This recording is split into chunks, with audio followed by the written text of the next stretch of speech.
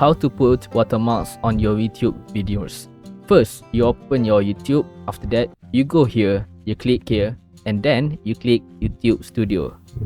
Wait for a while, and then you go to customization. After that, you scroll down until you see video watermark. It tells you that the image should be 150 times 150 pixels and use format PNG, GIF, BMP or JPEGs, and make sure the file is 1 MB or less. Okay, first I already have the image, and then how to make sure it is 150 times 150.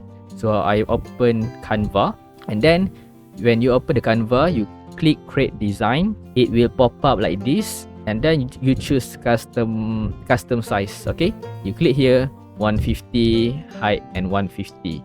Okay, after that create new design, and then you choose the image that you want to make as a watermark.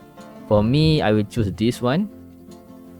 Click here, drag here, and then resize the image full and click share, and then click download.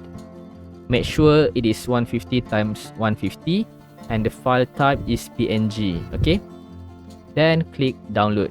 Okay, this is the image. So let's check the size. The size is 24.2 KB, so it is enough for YouTube watermarks.